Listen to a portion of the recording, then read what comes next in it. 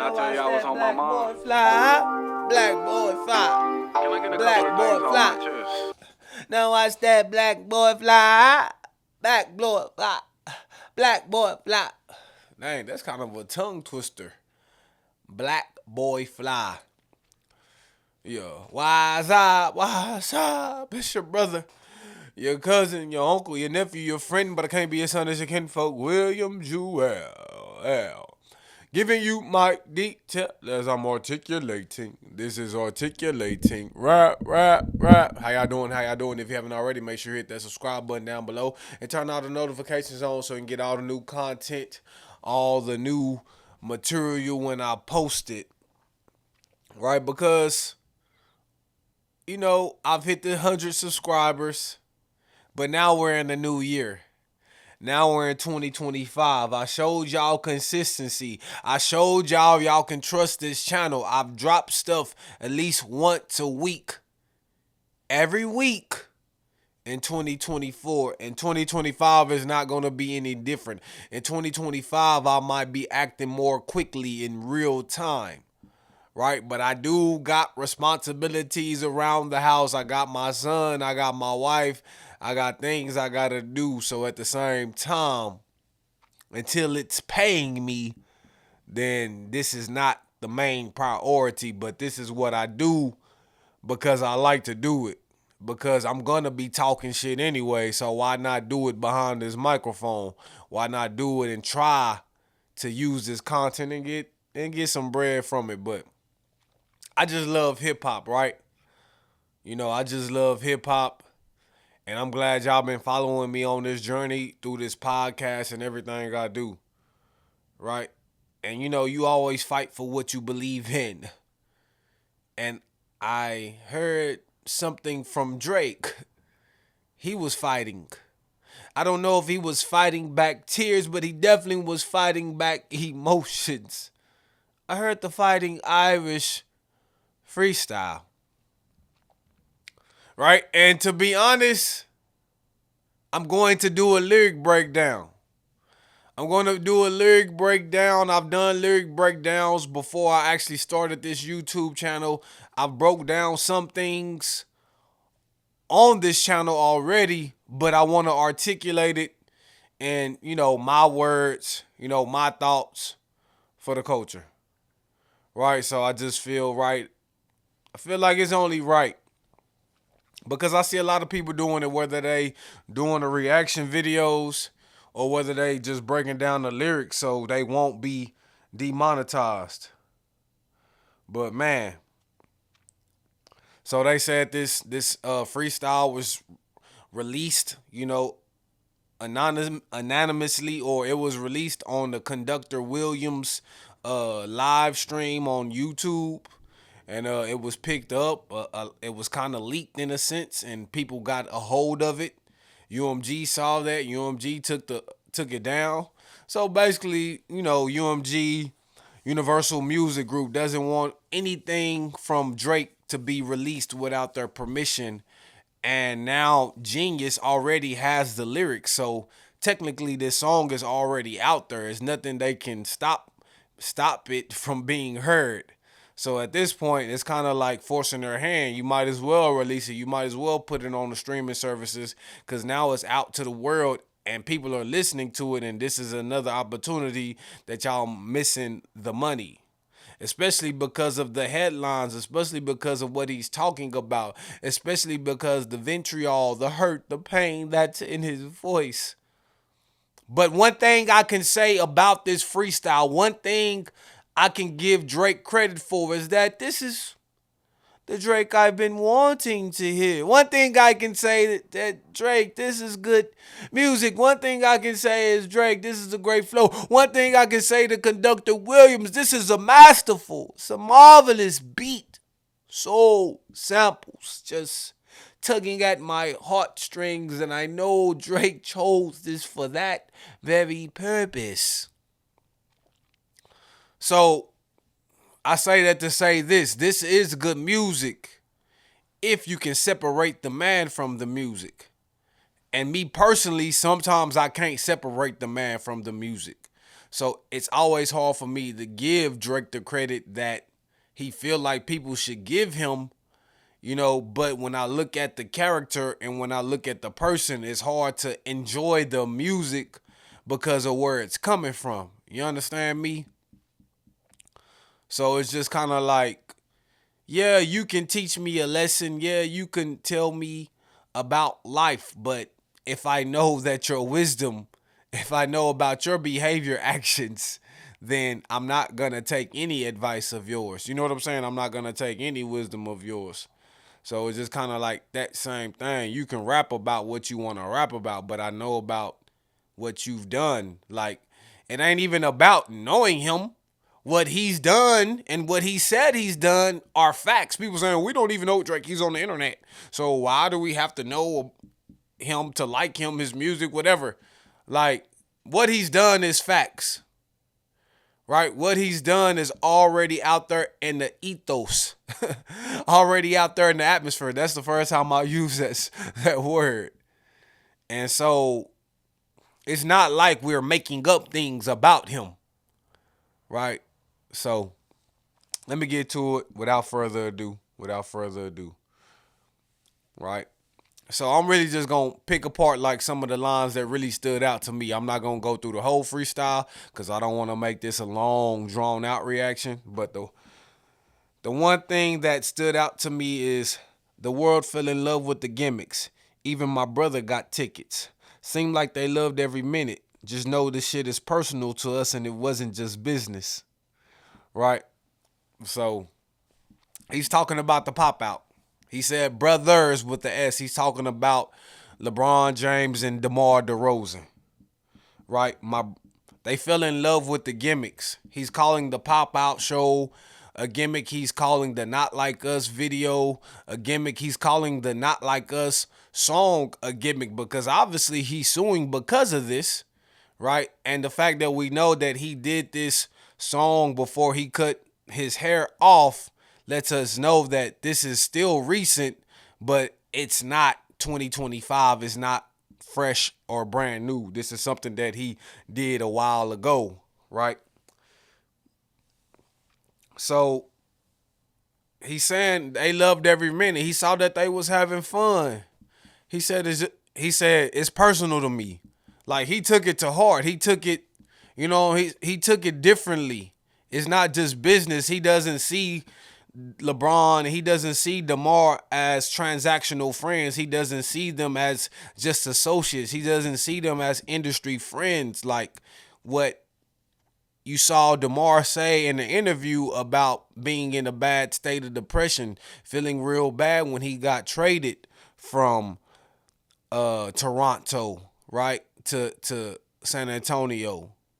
He went to Drake. He talked to Drake. He confided with Drake. This is personal. It's not just business. It can't be just business, right? It's personal. LeBron, like to be honest, LeBron James and Drake's career has been tied to each other for a very long time. A lot of 80% of LeBron fans are Drake fans. Like I'm not making this up. So, their career is very similar as far as the longevity and how long they've been on top of the game. Although LeBron James, he's not Michael Jordan, and some people don't see him as the best ever when you put his stats up to the best ever and the greats. It seems like he's the best, and same thing with Drake. So they have these eerie, similar comparisons with each other, and I feel like their career is kind of tied together, in essence. Correct? So basically, he just saying he felt some type of way, right? And he's saying niggas was never happy for me when I run up the digits or when I'm breaking world records still as I guzzle a Guinness. Right, they're saying, oh, guzzle a Guinness, drinking a Guinness beer, then the Guinness World Record books. He broke world records in Spotify.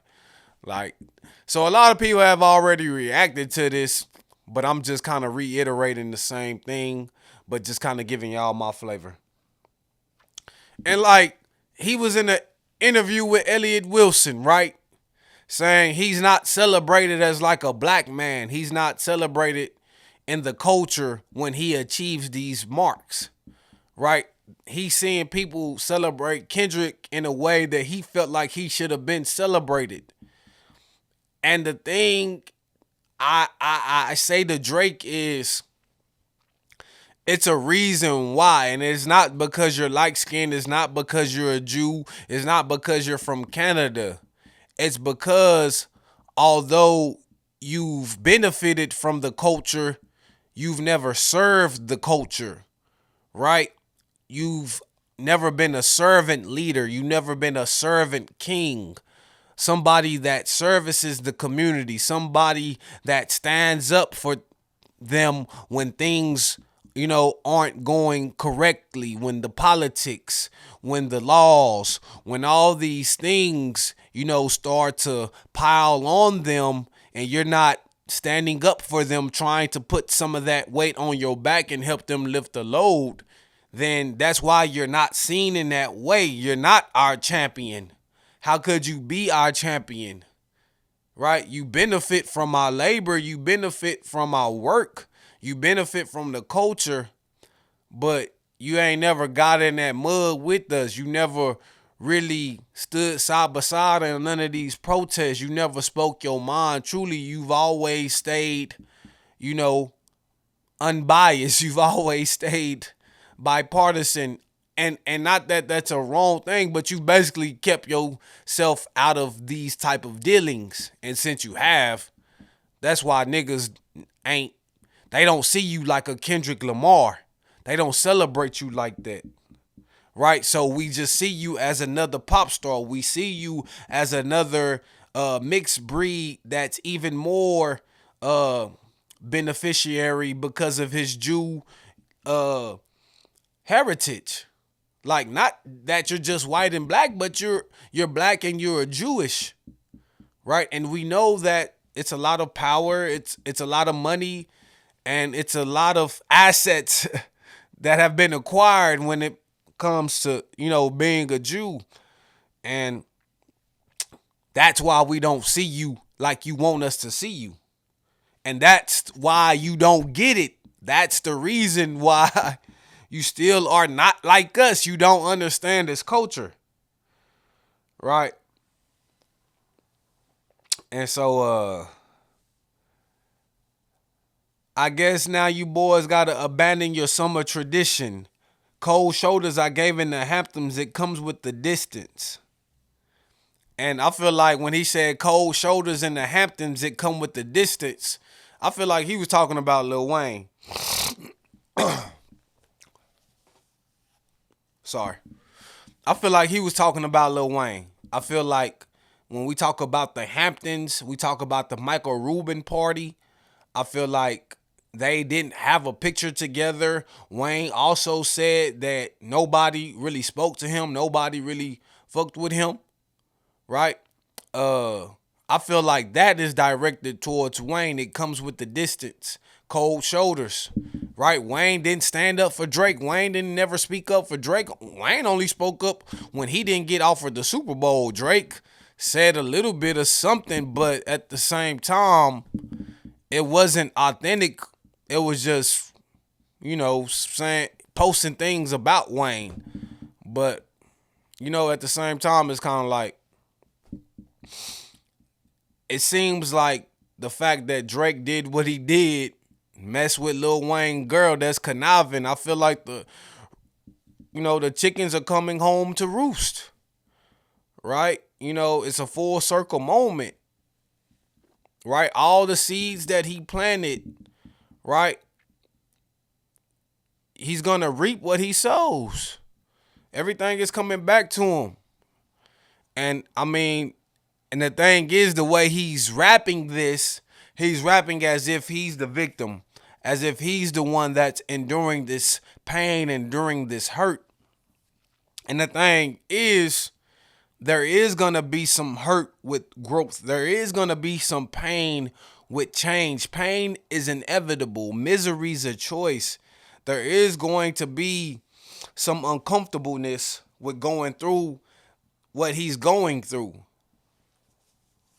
And whether he feels he's to blame or he points the finger at anyone else, the lesson will eventually be learned, right? Whether it be knowing that industry friends are fake or whether that he's not who he thinks he is, right? It's going to be learned eventually, but this is just a process of him going through that. And I mean, I feel like he's outwardly expressing this process, but he's expressing this process from the perspective of he's been done wrong by everyone, right? And niggas cried the blues for you saying it wasn't malicious. Talking about we family, well, I'm not the cousin to visit. God forbid we ever got to tarnish your public image. Like, niggas cried the blues for you, saying it wasn't malicious. And I feel like he's talking back to DeMar DeRozan, right? Even that's what Genius has, cried the blues, right? He's a known, people are saying he's been known to affiliate with gangs in Compton, right? So they saying it wasn't malicious. He's just repping for his hometown. He's just repping for Compton, and that's Kendrick Lamar. Same thing with LeBron James. Like, he's just a lover of hip hop. And it's been documented that LeBron James loves hip hop. It's been documented that he also has a relationship and likes Kendrick Lamar as well. But I feel like Kendrick and Kobe was a little bit closer than Kendrick and LeBron. Like, Kendrick did the interview with Kobe. Like, Kendrick was very close to Kobe. So I feel like him and LeBron might have some, some closeness now that LeBron's in LA, and Kendrick's doing his thing right now. So I feel like there's gonna be some mutual respect there. But yeah, I don't think it was malicious. But at the same time, you gotta think from Drake's perspective, from his point of view. He feel like, bro, I've been friends with y'all. And y'all out here dancing on my name. Y'all out here crip walking on stage to my name. Being like, drugged through the mud. Y'all all in the videos. Like, how is this possible? This doesn't even seem real. Am I in reality? What is going on? Right?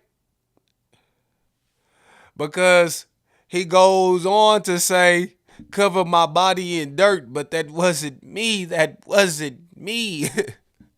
It wasn't me. No, it wasn't me. I saw you in a picture with her on Snapchat. No, that wasn't me.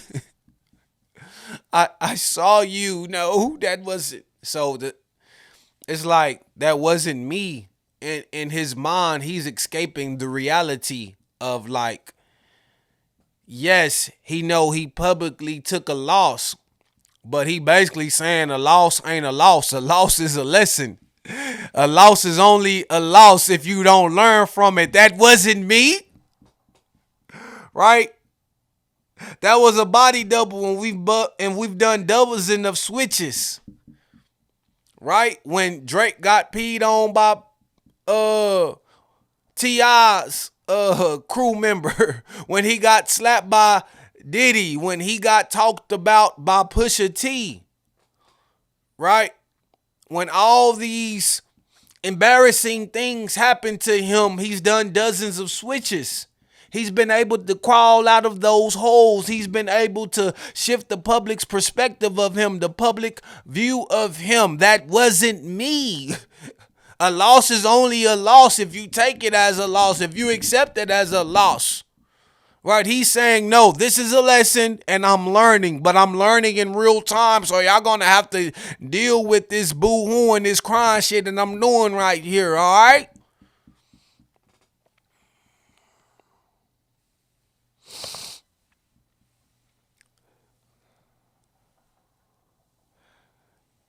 And they took out that exhibit bar.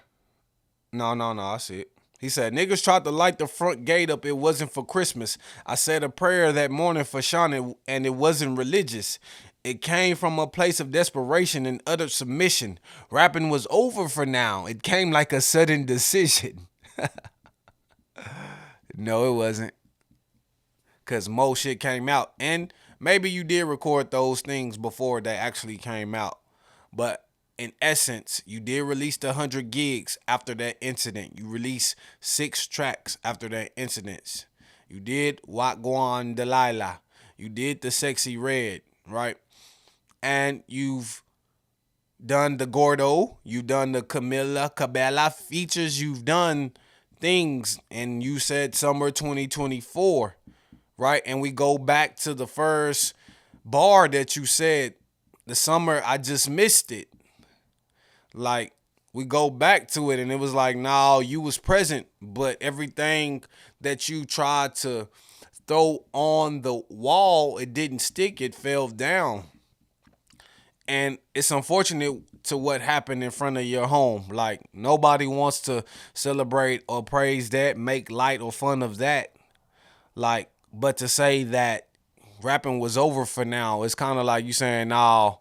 It's just like when J. Cole said, I didn't want to lose I wouldn't have lost a rap battle, I would have lost a friend. Like, that's what he's saying on this is like, bro, you're backhanding, complimenting, you know what I'm saying? And to be honest, it's not like a compliment to Kendrick or anything like that, but it's basically saying like I was defeated because of what was happened. So after that, I just couldn't find a way to get back into it.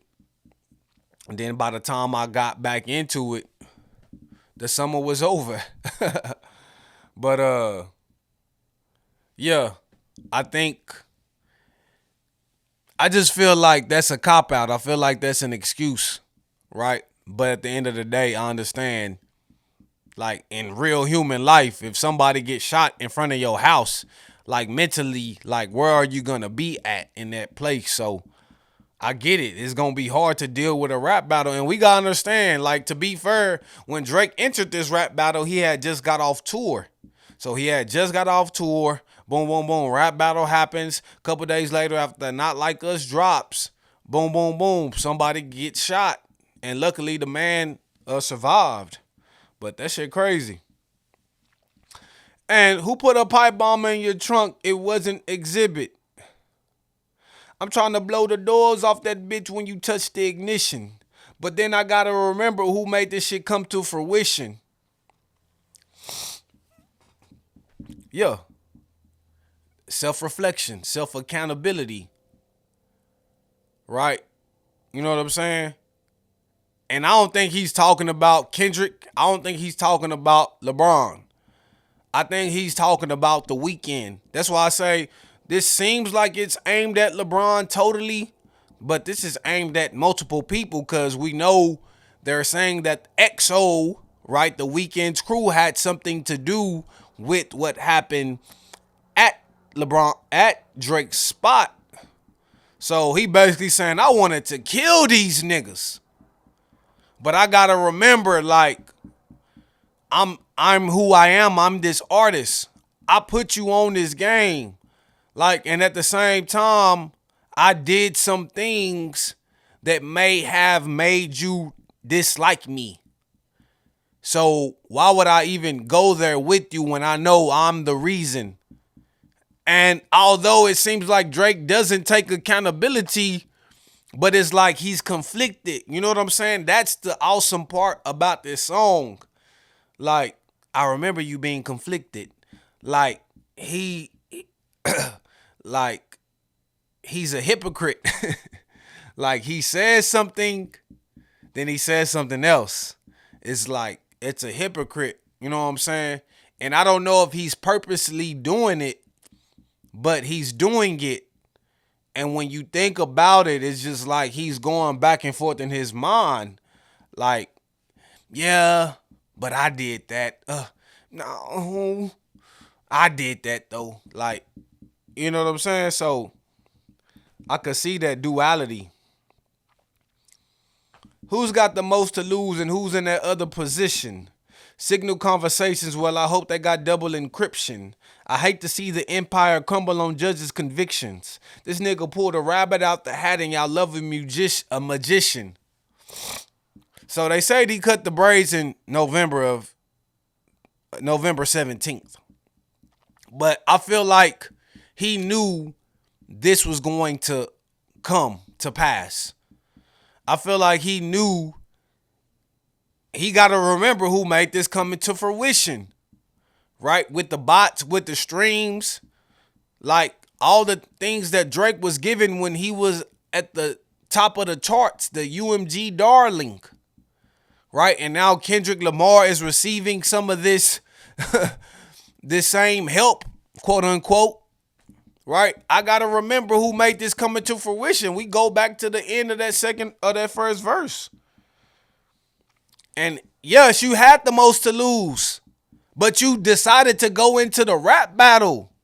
So at the end of the day, like that's the conflicting like talk that we're talking about. That's the hypocriticism, right? When I hear Drake, he hate to see the empire crumble over judges' convictions. He said, signal conversations, well, I hope they got double encryption. Like, yes, this is what he's talking about. I don't think a lot of people, like, talked about that line. Like, he hoped they got double encryptions. Like, nah, we gonna see about that shit. We want to look through the paperwork. I hate to see the empire fall over judges' convictions. But he pulled a rabbit out the hat and y'all love a magician. Like, come on now. I got to see about this. I got to read through the books. I got to read through the messages. I got to see if there was any foul play with the radios, if there was any play for play with the DJs. He defamed me. Right? I hope that got double encryption. I hope that shit is shut tight to where nobody can ever see it. It won't see the light of day because the judge is going to be able to look at that evidence and tell y'all did some wrong.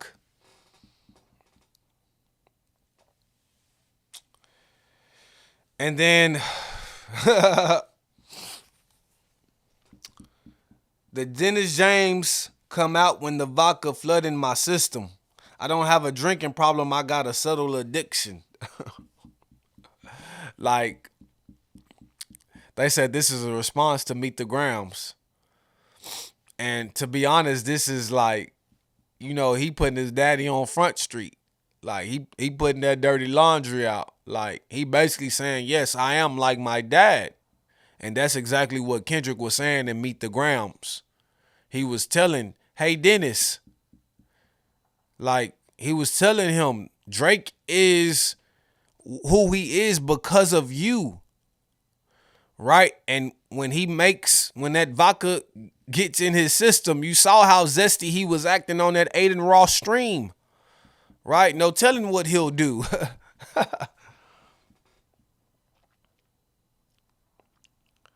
So, I don't have a drinking problem. I got a subtle addiction. And I don't know if he's saying he has a subtle addiction to drinking or he has a subtle addiction to anything else. And some people are saying gambling, but, we can kind of throw that in the air and see where it's at. And then bro said, my dad has another child. I told him that wasn't my sister. Like, it's crazy because I actually can relate to that. When you have half siblings and y'all don't really grow up together, and then your parents want you to be actual brothers and sisters to each other, and it's like, I don't know this person. And then the fact that he was Aubrey Graham doing Degrassi, he was Aubrey Graham Drake in the music industry, and somebody wants to be friends with you because of who you are. They want to attach their name to you because of who you are. That wasn't my sister. Like, we just didn't grow up like that. But at the same time, you was at Memphis at the family reunion and you was claiming them cousins. So how you gonna come back and say that wasn't your sister? So man, it's a ball of contradiction.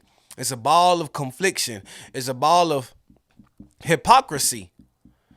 And that's what makes this song masterful, but at the same time, that's what makes us like not like Drake. Like that's what makes the song masterful if he's purposely doing this.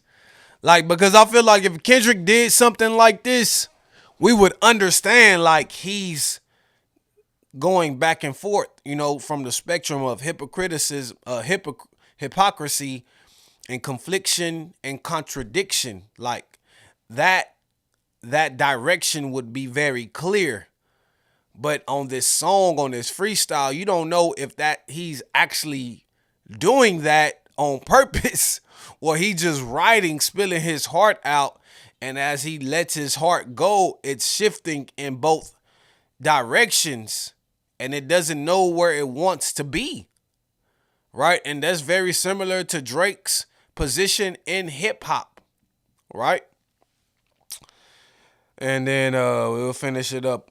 Grew up with dozens of Jews, churches with dozens of Christians. Also developed a deep respect for the Muslim religion. I'm staring at my daddy while y'all tell me I wasn't that nigga. Okay. Basically, I'm a black man. Look at my dad. Right? And he's saying like, when he's talking about these religions, all he's saying is basically I'm well versed. Like, yes, I'm a mixed guy. So I can sit at the table with anyone and find some type of similarities. I can respect any type of religion, race, color, creed because, I come from that type of cloth.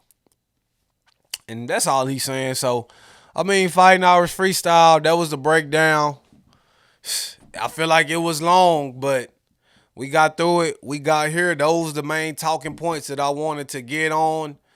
I feel like if I really just singled it out and made the whole video dedicated to it, like it will be even better. And of course, I'm gonna split this up, clip this up, so y'all can just go to the talking points of the video, right? And then I'm gonna give y'all this full video. But we move on from that Fighting Irish freestyle. And salute to the Fighting Irish Notre Dame. They beat Georgia, right? And Marcus Freeman, the coach, black head coach, salute to him. He's another Drake looking guy, but we claim him. And I want to talk about Joey Badass. Too much West Coast dick licking, right? And they say that's from the Jay-Z line of 22 twos. Right? Joey Badass. He's claiming he's the king of New York. And some people are saying he's clout chasing. Some people saying he's competitive. He's trying to bring that competitive nature in hip hop back. And I was just looking at an interview of saying like Joey sees Kendrick as his peers, but he loves his music. So he still got to keep it competitive, although he admires him and admires his work. And I think that this is more of an admiration towards Kendrick Lamar. This is more of an abode, of an homage to Kendrick and how he handled the rap beef in 2024. This is an homage, admiration for hip hop. This is something, a declaration, dropping the flag down in hip hop and saying we're going to keep this energy going for 2025. We're going to bring this real rap back. We're going to get back competitive. We're going to get back to high level music, high level lyricism, and really putting quality into the work. Right? Because this freestyle wasn't all that, right? To be honest. I like Drake's Fighting Irish freestyle than I like Joey's The Ruler's Back. But I feel like Joey, I feel like for him to not be as mainstream as he is, but to still be known because of the Power TV show and just being known as from music, back in the day, right? God dang. Well, I was out in that cold, man. Y'all forgive me. But Joey Badass. Like, you gotta respect it. And will Kendrick respond? I don't think he gonna respond. But I think this is just kind of like getting people back hype, getting people, understanding that they got to get back to the craft, that they got to get back to the competitive nature of the rap game. I saw somebody posting on Facebook and was saying like everybody in the city is so competitive, nobody will grow. And it's kind of like, shit, you gotta be competitive. One of these motherfuckers gonna fall off. Two of these people gonna fall off. Like, but you gotta be consistent. Competitive is what's gonna drive you. Competitive is what's gonna keep you coming. We can't all be kumbaya. We all can't be in harmony with each other. Competitive is what makes that person better. Competition is what makes you figure out problems. Competition is what makes you rise to the top. The cream will always rise. So don't be afraid to compete. Be afraid to be content. Be afraid to not go there when your heart is telling you to go there. Right? Because niggas ain't gonna fight you. Niggas ain't gonna beat you up. And if niggas beat you up, niggas fight you. Like, you gonna be all right. You can rap about it. You got something that you done been through. You got something that you endured. If you haven't taken the fade back to back 3 times, then shut the fuck up and keep it rap. Right? That's what Kendrick said. 5'5", little nigga, size 7 shoe. What y'all talking about? But if you scared to take the fade, then you gonna keep your mouth quiet. If you scared of the repercussions, then you gonna keep your mouth quiet. God, my confession is yours. Love and hate, like they gotta exist. We heard what he said at the Harper's Bazaar interview. There are two things that have to exist. You don't have to hang on to one for that long to where it drives you down that path. But you have to allow both to coexist in you and release them when the time is necessary. And I feel like Kendrick has shown you that. He's told you that. And that's what we see. And that's what I feel like Joey is doing with the Ruler is Back freestyle. But now we got to get to that Atlanta business. Right, now we got to get to Lil Baby, WHAM, Who Hard Is Me. Now we got to get back to the album reviews. My first real album review of 2025. Right, WHAM, Who Hard Is Me. And I hearken it to 21 Savage American Dream, because if we remember, 21 Savage was the person that released at the beginning of the year.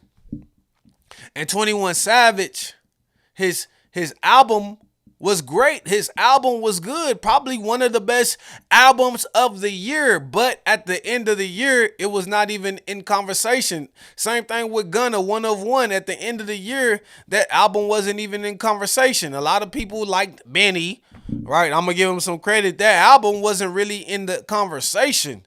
So the fact that Lil Baby, he's doing this album at the beginning of the year, he has to understand that if this album is not hitting like it needs to hit, if this album doesn't have that longevity in it, then it's going to fall off, right? And I feel like Lil Baby, this is a good album, but this is the same album, right? This is no different, right? This is nothing different than he usually does. He didn't really take any risk. He didn't really step outside the wheelhouse. Yes, there are good features. Yes, there is great production. Yes, for the people in his lane, he's rapping better. He's a little bit more lyrical than the people in that lane. He can say some stuff and it makes sense. He don't just say nonsense, crazy stuff, right? So I feel like, yes, Lil Baby is a polished, melodic trapper, rapper, street rapper. Like, yes, he's in that lane, and in that lane, he's probably one of the elite ones in that lane. But I just think that this won't provide longevity for him. I just think that this will keep him where he's at. And if he's okay with being where he's at, enough money to feed his family, enough money to keep his fan base happy, enough money to continue doing what he's doing as far as business, as far as other things, then okay, I'm happy for him. But as a musician, as an artist, I don't feel like this is going to be enough to get him to that next level, to get him to that next height, right? Because honestly, he's rapping, but he's not talking about nothing. There's no real substance in this music, right? I'm so sorry, I'm so sorry. He had a couple songs, right, where he was talking to the ladies. He had some songs where he was talking about helping a friend kick his addiction. He had a couple songs where he gave us some pain, talked about the streets, talked about he hoped that every rapper that's in jail has a mistrial. He gave us some things that we could be happy for him about, that we could appreciate through this album. Like I said, it's a good album. It's great production. It's good lyricism for his lane. But there is no risk. There's nothing new from Lil Baby that I haven't heard already. Right? I don't know what's really going on in his personal life. I don't know what's going on in his head. I don't know his outlook on the culture. I don't know his outlook, you know what I'm saying? On just things going in the world, going on in the world. Like, I have no idea. Like, he's not speaking about nothing but women, money, cars, clothes. Like, gang shit, I guess, if he can speak on it. But sometimes that shit just get old, and I don't hate him for it. How could you hate a young man for doing that? He just trying to get his money, trying to get in his bag. But he's not providing nothing of benefit to the culture. Right? He's providing nothing of benefit to the culture. Right? And just like this microwave music, the shit gonna come in, right? Probably gonna be jamming for a week, maybe two, right? But let's look at these second week sales. I heard he's projected to do 125, and that's a good number. That means he's still alive. He's still relevant. People still like Lil Baby. If he's able to do 125 in that first week, that's a win. And that's a win for him, and that's a win for hip hop, right? So I can respect that. But that's just my thoughts on the album. Right? I've never been a Lil Baby fan like that. I was always Dirk. When it came to Voice of the Heroes, I was always Dirk. He was more authentic. I felt him a little bit more, even though he wasn't the lyrical one. And Baby always got the praise. He always got the accolades. He always got the shine. He always got the love and the look. Right? And so he's free. And obviously, there's a reason he's free. So it's your brother, your cousin, your uncle, your nephew, your friend, but I can't be your son as you can for William Jewell. Yeah. Giving you my detail as I articulate. This is articulating. Rap, rap, rap.